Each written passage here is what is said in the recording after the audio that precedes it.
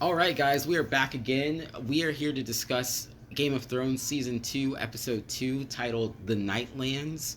I want to go ahead and start off with Arya, because we didn't see Arya last episode. They showed her at the end of the very last episode, but we didn't actually see anything that was happening with her, except for the fact that she was with Gendry, Right. which all of a sudden makes the situation that she's in all the more precarious, because not only is she being hunted by the Lannisters, but Gendry is being hunted by Right. the Lannisters now. So let's just talk about that. So, um, they are headed to the wall Mm.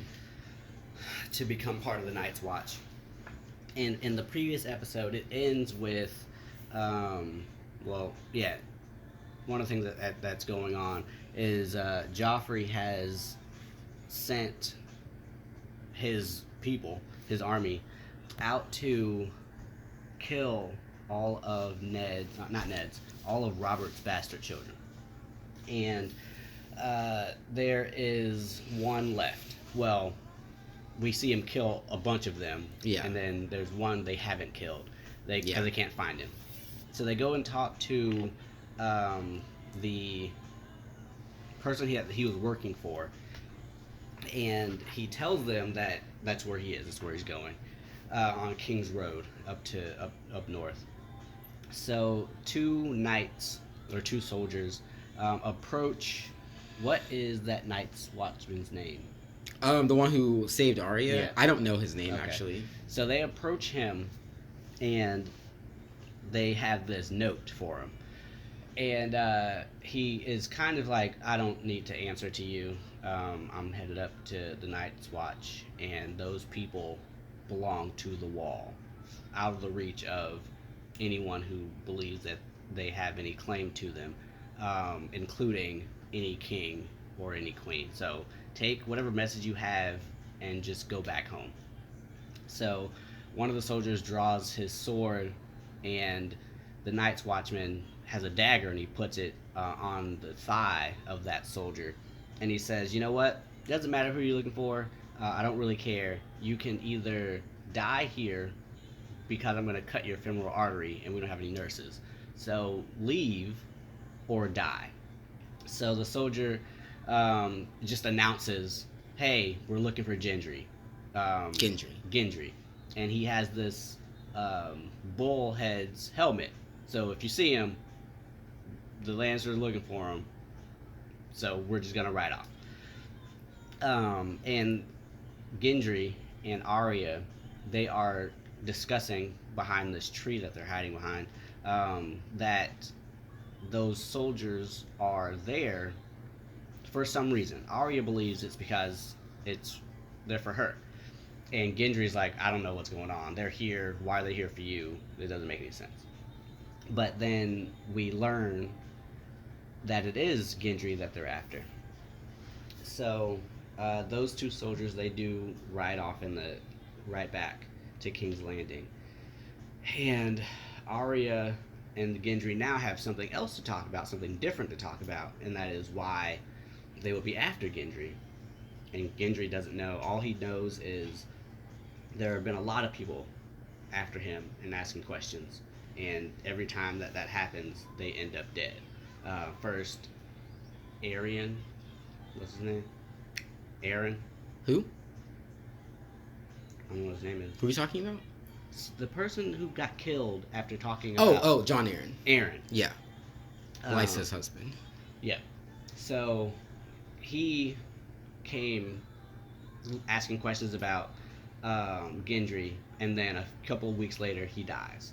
And then he mentions the hand of the king comes, the Lord Stark comes to talk to him, and then a couple of weeks later he dies. And Arya's like, wait, he came to talk to you? What did he want? He was asking about my mom, Gendry says. And then Arya asks, well, who's your dad? And I'm like, I don't know. Yeah, I don't know that either. But You're asking a lot of questions. You're asking a lot of questions, and it's not good for anybody, so just cut it out. And then Gendry lets Arya know that he knows she is a she, and not Ari or Ari. It is Ari, not Harry. um, he knows that she's a girl, and now that that cat's out of the bag, Arya then decides to tell him everything. That not only is she a girl, but she's actually Ned's daughter. Now, what did you think of that move? Because I thought that that was kind of interesting because she got caught, but she like outed herself way more than she needed to. Or do you think that was a strategic move to try to get an ally or something? I also thought that that was weird. Okay. Yeah, there was a lot of information that she gave up. Yeah. I mean, I guess because she thought, at least, that she developed some kind of bond and some kind of trust Yeah. with Gendry. And, I mean, he even says, I'm not going to tell anybody, don't worry. But, Yeah. I don't know if we've had enough of them together for Yeah. me to say it was okay for her to Yeah, say I that. totally agree with that. And I mean, I think it could have also just been a matter of like not feeling like she had anybody. So like the closest person to her that she could see was him. Yeah. And so she just needed to say something, Right. I guess. But yeah, when I saw that just now, I was like, you don't need to say all of Yeah. that, and that's could get you in trouble because you don't know this guy. Right. But yeah, so how do you feel about Gendry? Do you trust him? Because we haven't gotten a lot from his perspective yet. I trust that he's not going to say anything. From what I've seen, he just kind of wants to keep to himself. Yeah. He has the skill that that's all he knows is making armor. And outside of that, he doesn't really get into anybody else's business. Like I said, he just keeps to himself. So whatever he has to offer, I'm just okay with it. Okay, cool. So I want to go to King's Landing now, and I want to like talk a lot about Tyrion and Cersei. But before we get there, I want to talk about the scene with Littlefinger in his brothel, where he has this prostitute, the one that we've seen actually a lot. She was the one from Winterfell Right. too, and she's upset because her friend, I think her name was Megan, maybe. But she had a friend, and that was the mother of the baby who got killed there. And so she was upset that the baby was dead and that the mother was like crying and whatever.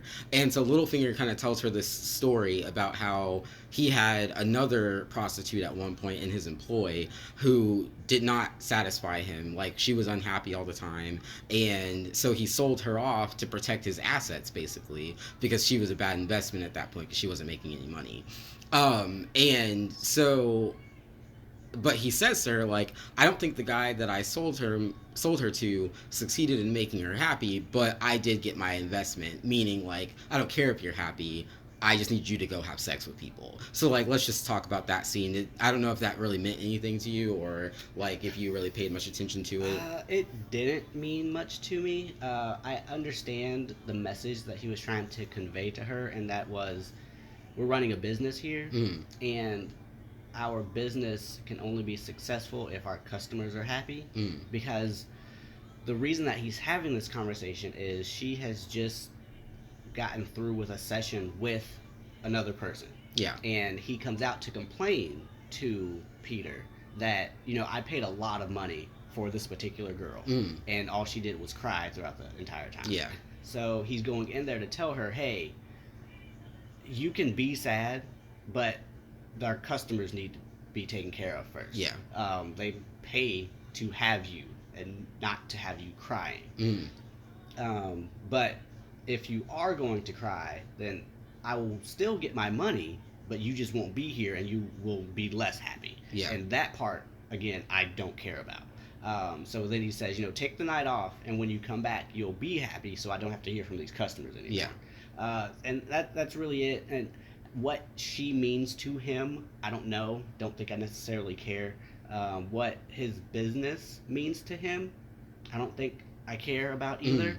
So you're not like invested enough in Littlefinger as a No. character to really have thought much of that? No. Okay, makes sense. And so then we see Tyrion and Cersei talking, and they're talking about how it was a bad move to kill those babies, basically. And Tyrion is like talking to Cersei, and he's just like, wow, so like basically he's like saying like, wow, you really did that, like, and you don't you won't even like deny it, Mm-hmm. like, I don't understand. And so she doesn't really say anything, and then he kind of realizes that it was Joffrey. And so I want to get into that conversation a little bit and talk about more of the relationship, like that brother sister relationship between Tyrion and Cersei, and how we're seeing more intimate details of that, and also just like the situation that they're in right now. So in the previous episode, Tyrion, or was this episode? Tyrion exiles the head of the Night's Watch, Mm. and he, before he does that, is interrogating him, and he's trying to get this Night's Watchman, no, that soldier, to tell him about that order that Mm. was given. And he kind of probes him, trying to figure out who gave the order. Yeah. And he says to him, I know a lot about the queen, and I know that she can be too much sometimes, but this seems a little too far from her, Yeah. for her. And the soldier says, I never told you it was Cersei's order. Mm. And Tyrion probes a little more, and the soldier says, Joffrey is the king, and that's all that I care about. So at that moment, I was like, oh, okay, Tyrion's trying to figure out who actually gave the order, and Yeah. it seemed like it was Joffrey who did it. And then that spills over into this conversation with Cersei, and Tyrion trying to either confirm his suspicions or get that answer, and he does, in not so many words. He's trying to get Cersei to either admit that she gave the order, or that it was that it was Joffrey who gave the order. Um, and then he says, "Oh, so it wasn't you; it was Joffrey. Did you even know?" And she gives his face, and then he says to her, "You did know, and that's worse because you have to live with this while it was happening." And this is all nonverbal cues that Cersei has given Tyrion, and he kind of puts it together that Joffrey just went off the rails to have all these children murdered. Um, and Tyrion, he is kind of lighthearted about the entire situation because that's just who he is. He doesn't really take it as a joke. He's just understanding that this is life, and I'm just going to talk about it. And if it makes me laugh, then that it is what it is. But Cersei takes offense to that, and she says that he nor Jaime ever took this seriously. Like the fact that the Lannisters need to be in power, they need to rule, and whatever it takes to make sure that they are cemented in that position, whatever decision is necessary, they're going to go ahead and do it. So then Cersei goes into, and then I also learn why there is so much disdain for Tyrion amongst the Lannisters. And that is because as he was being born, their mother died. Mm. So they resent him for that, basically. And Tyrion's like, hey, now, she was my mom too. But Cersei's like, yeah, but if you weren't born, she'd still be alive. Mm. And that's actually more important to me. Mm. I hate you for this reason. So that goes deeper, takes us deeper into the interactions between them and this sibling relationship that they have. At the end of the day, you strip away all of the nonsense that's going on, all of the violence, the war that's happening. We still have this brother and sister who are just basically having a conversation.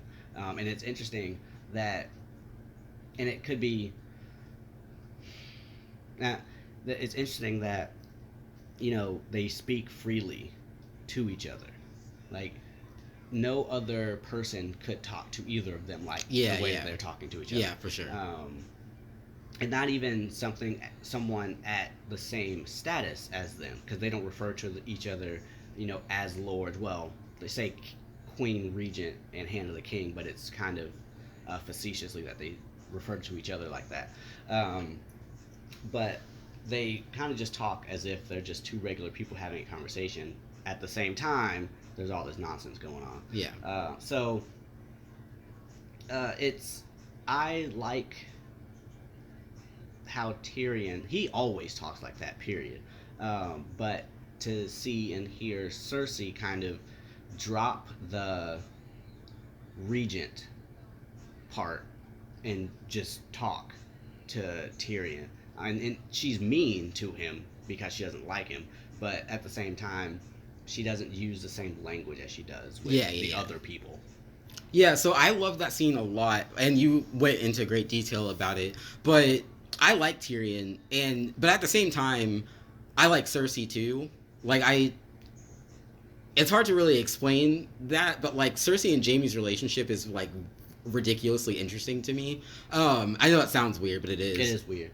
Yeah, but yeah, so I liked that conversation a lot, and I liked the fact that like even though like Tyrion was like kind of making a joke almost about, or he was referencing the joke that was kind of made about their relationship, I liked the way that Cersei handled that.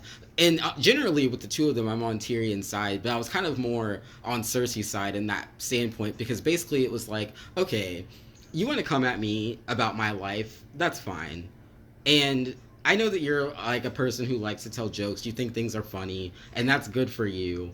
But the next time you want to tell me a stupid joke, just look in the mirror and realize that you are a joke. Like your very existence is a joke. Mm-hmm.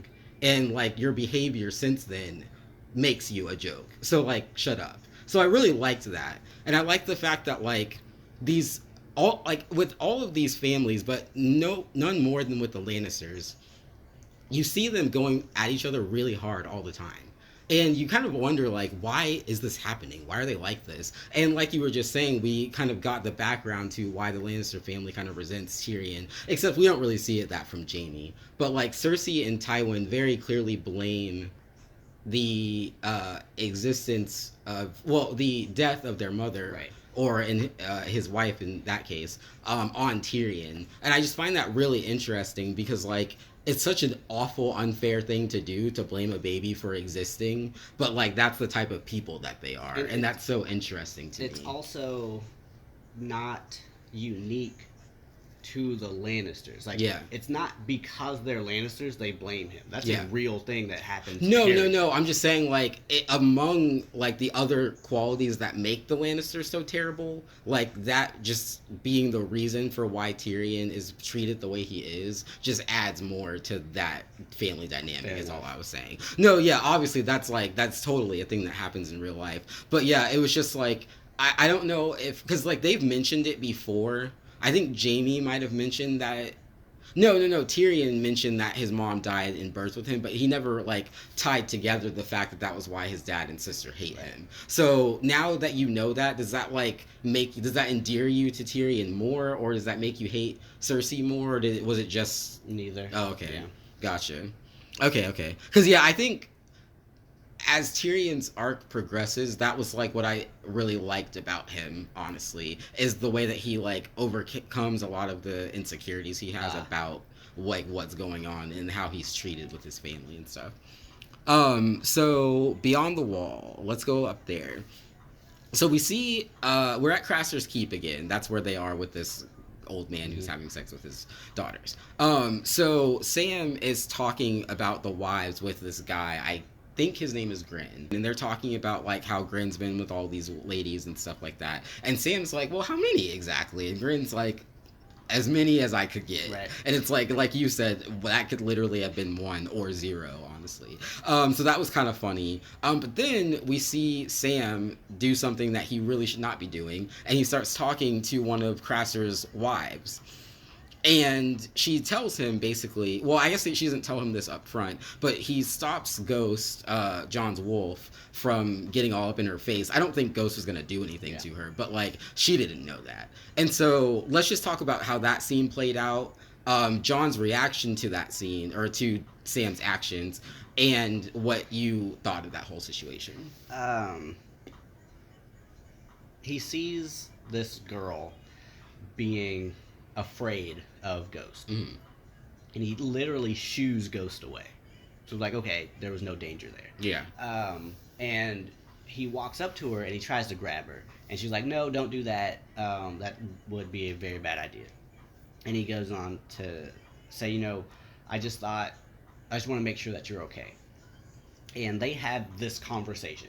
And the next time we see them, they're walking up to John, and Sam says, "Hey, I just met her. We should take her with us." And John's like, "What? Wait, why is she here?" Because the last thing that he heard was, if anybody touches one of them, they're gonna lose a hand. And he also says, or he also is told that by Craster, that he would just gouge John's eyes out for looking at him any kind of way. So John is very weary of this place, this land, and these rules that have been set. So to see one of these daughters in his very presence is like, why are you doing this, Sam? And Sam goes on to say, she's pregnant. We should just leave with her or have her come with us. And John's like, no. Why did you even think this would be okay at all? How did you even come to this conclusion? Yeah, and that's what we're thinking too, because like we as an audience are like, you just started talking to her. Like, what are you talking about? What is your problem? And then they start coming up with reasons for why they should allow her to come with him. And John's like, she's pregnant, fine. Who's gonna deliver that baby? What are you gonna do with her after that? Right? Like, have you thought this through, Sam? And Sam's like, no. Like, we could try.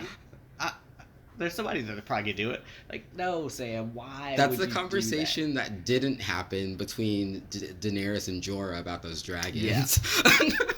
So John says to him, no, Sam, this doesn't make any sense. You can't just steal this person. And Sam says, I love Sam's response to that. You can't steal her. She's a person.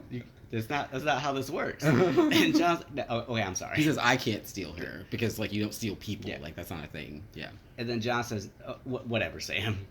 No, this is not happening. And the girl looks at Sam like, what? I thought you were gonna talk to your boy. I thought you were saving me just now. And I'm thinking, no. Appropriate reaction. Go back to being whatever you are. You can't be helped.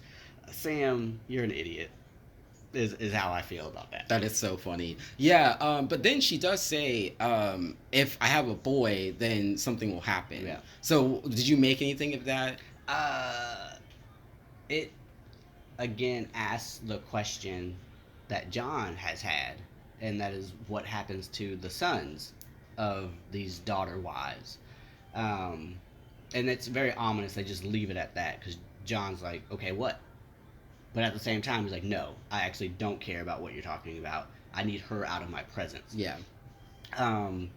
But John later sees Craster in the woods carrying a baby. And I didn't assume that it would be a son immediately. But to see him run off into the forest, I was like, okay, we're going to find out what he does with the boys. So John chases after him, and he hides behind a tree once Craster is out of view, and he hears him coming back. But John also hears the baby crying. So he draws his sword and rushes toward that noise, and he sees the baby lying on the ground, and then he sees some thing pick it up and just walk away. And at that point he tries to figure out what he just saw, and he gets hit over the head by Craster with his log. So what I thought immediately was he was eating that baby. Craster was. Oh my gosh. Like, please don't be eating that baby. Because why not? He's weird. Yeah. Then I thought, the sons might be a peace offering to whatever else is out there. He's probably giving his sons to this whatever, and that's keeping them from coming to attack him. Yeah. Basically. So that's kind of how I felt about how that scene went. But it was very strange to see him running out in the woods, giving this baby away. For sure. Okay, yeah. So, any more thoughts on what's going on with John and Sam? I think that Sam, he is under the impression that John is something else. He believes that John is, I guess, as compassionate as he is. Mm. And not to say that John isn't compassionate, but Sam is a naive kind of compassionate. There's no reason he should have thought it would be okay for Yeah. anything that he did. Yeah. First of all, talking to her. Second of all, bringing her to John. And then asking John to do what he wanted him to Yeah. do. And then, whether or not, if John agreed, doing that thing. Yeah. So none of So that made even any like sense. even with John having been on board with it, it was still like a horrible plan Yeah. that was going to get them killed. Yeah. Yeah, for sure. Okay, so let's go over to the Iron Islands. We're going to talk about Theon going home. So, how long did it take you to really realize what Theon was doing? Because we talked about it. Rob talked about it with him, but you didn't really catch exactly where he was going. So, like, at what point did you realize that's what he was doing? And like, did you even really realize that he was from a noble family? I did. Okay. The Iron Lands. Yeah, right? Iron Islands. Iron Islands. I heard him say that a couple of times. Gotcha. But and when he was talking to Rob about going to this place to get these ships, Mm-hmm. I didn't understand. I heard him say Iron Islands, and I heard him say whoever it is he was going to go talk to would listen to him Mm. because he's the only remaining heir to something. Yeah.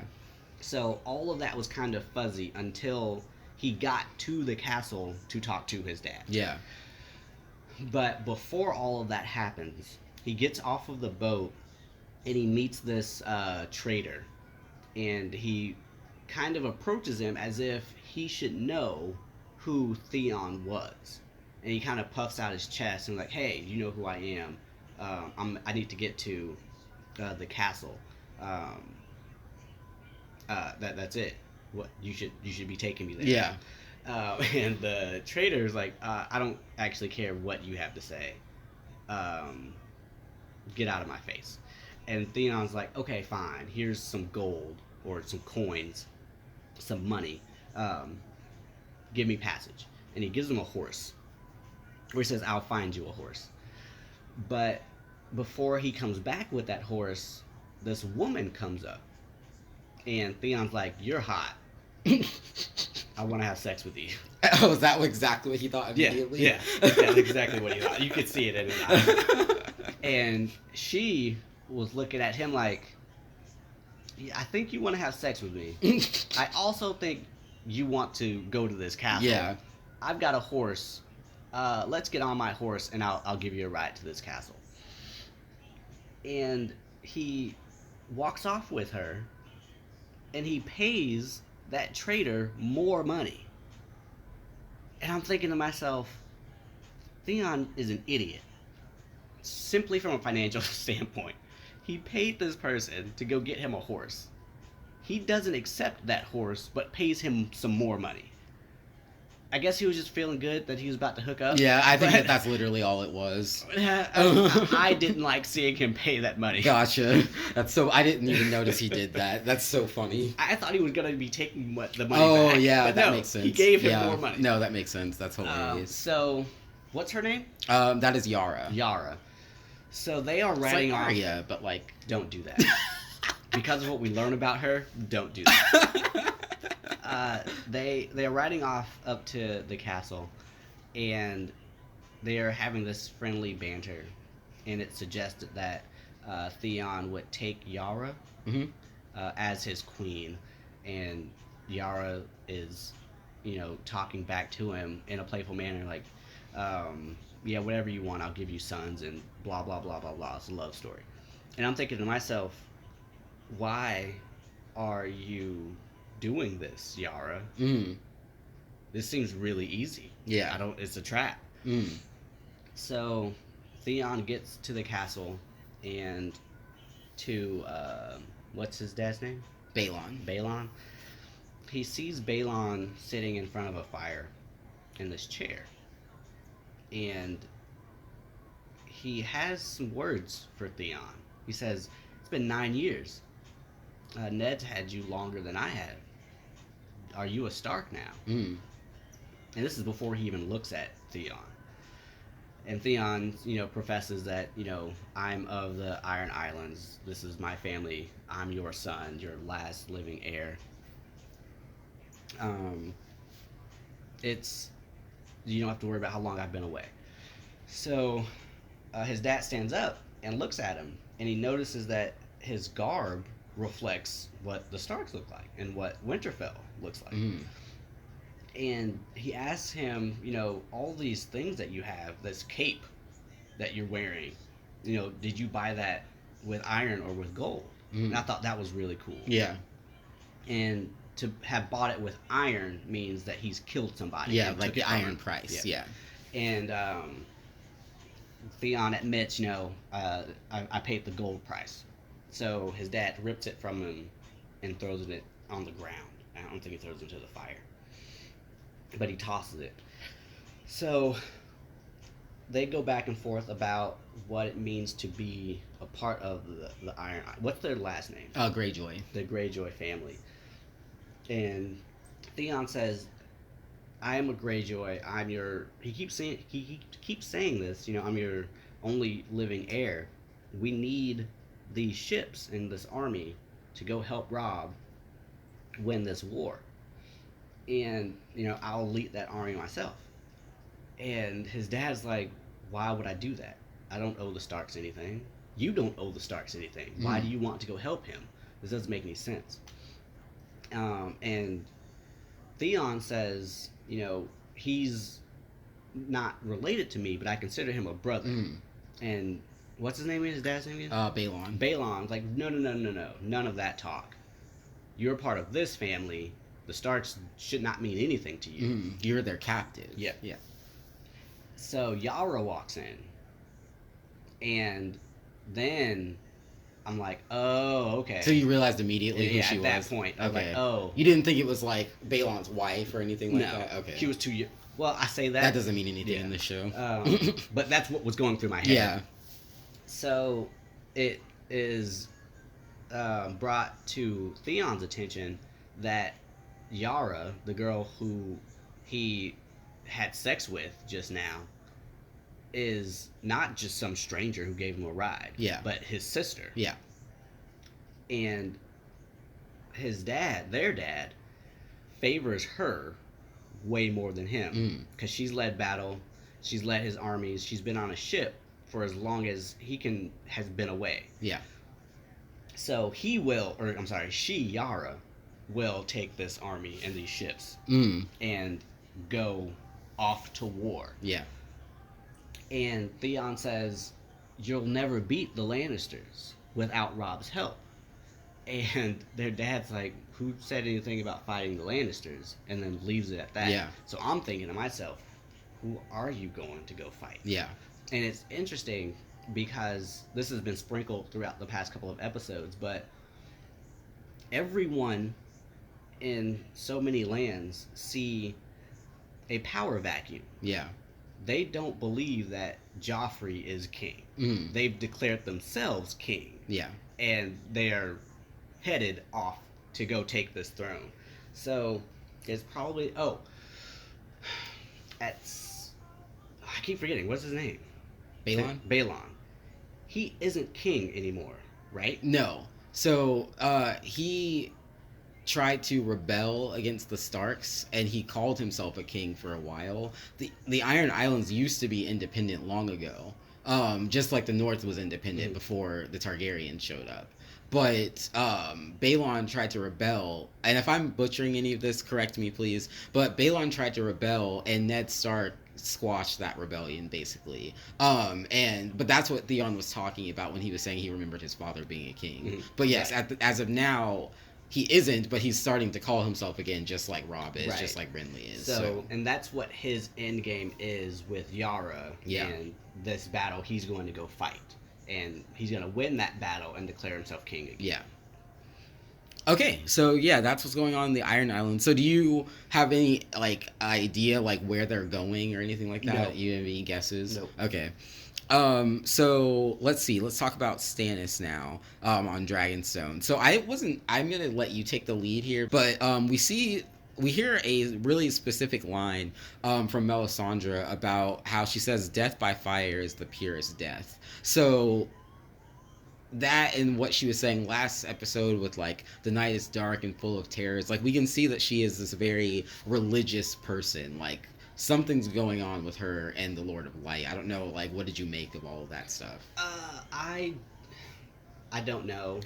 She just seems like someone who is trying to collect sacrifices for her god. And Stannis asks her specifically, "Hey, why don't you just have your god take out somebody? Take out this army." There might have been Rob. And she says, "Well, that's not how it works. I pray to my god and I await their command." Mm. So, whatever mystical element that is a part of her, she is serving a something else, Yeah. or someone else, and she needs Stannis for some reason, and so much so that she needs Stannis to put a baby in her, Yeah. and he gives in because she's some kind of temptress, and that's fine. Uh, I don't know what she's driving at. It's weird. Okay. I'll wait for whatever's happening, but when she does whisper that line to that younger guy, Mm. I saw that as, for some reason, she knew that he was hesitant to follow her. Yeah. So she whispered something to him to let him know, just be on board with this, because there are things that could happen to you that I'm gonna say is okay, is good, is cool, but you don't want to die because you aren't on board with what we're doing. That's Mm. how I took that. But whatever she's got going on, she needed Stannis to impregnate her, and she succeeded in that. But what she's actually driving at, I have no idea. Gotcha. Okay, so since this is only the second episode we've seen the two of them, I kind of want to get your initial reactions to both of them. What do you think about both of these two new characters? What's her name? Melisandre. Is that one name or two? One. Oh, Melisandre? Yeah. Okay. We talked about witches with Miri. Mm-hmm. They referred to her as a witch. The Dothraki did. I just see Melisandre as another witch. Oh, okay. Okay, cool. She's much. I was gonna say much more. Yeah, she's probably more powerful. I haven't seen Miri withstand poison. Yeah. You saw her get set on fire. Mm-hmm. So there was an attempt on Melisandre's life that she escaped. Yeah. So she's more powerful than Miri, if Yeah. we're gonna consider both of them witches. And Melisandre also, like, she seems very, like, that lady, Miriam Azdur seemed like she was, like, the local healer down the street. Yeah. Like, Melisandre kind of seems like she's, like, some, like, high priestess or Right. something, Right, you know? right. So yeah, there's a clear difference between the two of them, but I see why you see them as being the same. They're both kind of like these mystical people that that have their own agenda. It sounds like. As far as Stannis, though, he is really salty, and there's probably backstory as to why he isn't in King's Landing Mm. that I missed. But he isn't there, and he's adopted this new way of living, and all these new people, and this new vision. But he does understand that with Robert dead, he should be on the throne. Yeah. So his goal now is to get there. Now, if Robert wasn't dead, I don't know what he was doing or why he's there. did he meet those people and that woman because Robert died, or was he already there, got the news, and now this is happening? Yeah. So I don't know what he's doing.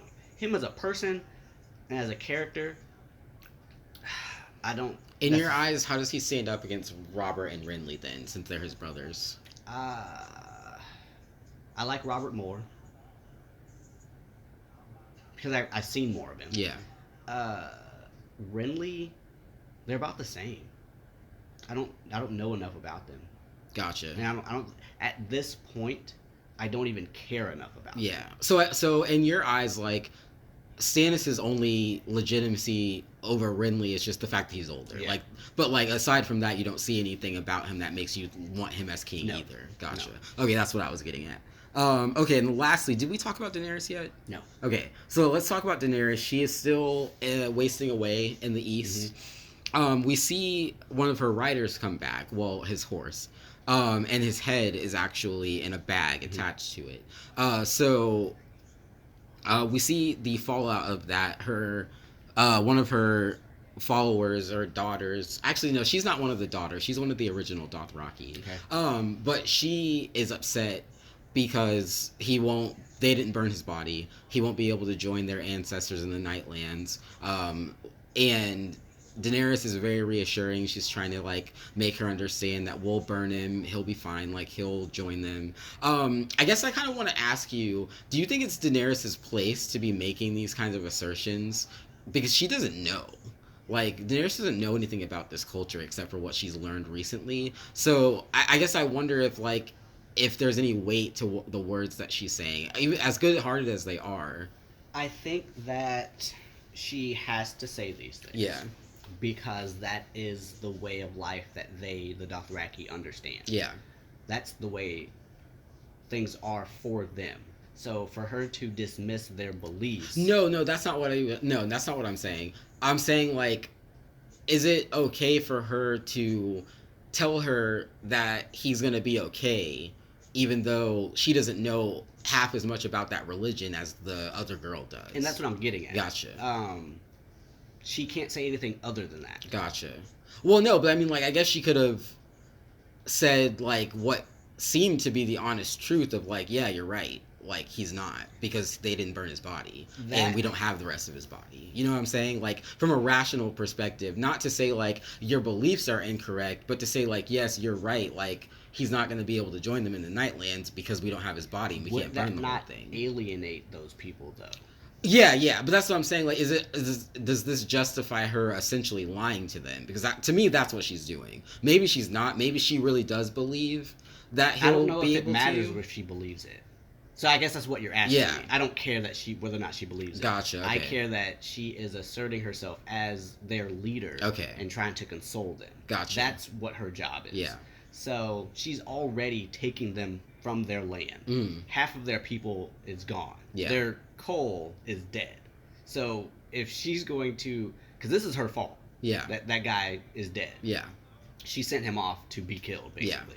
Yeah. So if she says or does anything that puts doubt in their mind about her leadership and about her decisions up to this point that caused all of this to happen, they may feel some kind of way about it. Okay. So not only does she have to say that to keep her in their good graces, but she also needs to make sure that they stay with her. Yeah. Because she needs these people.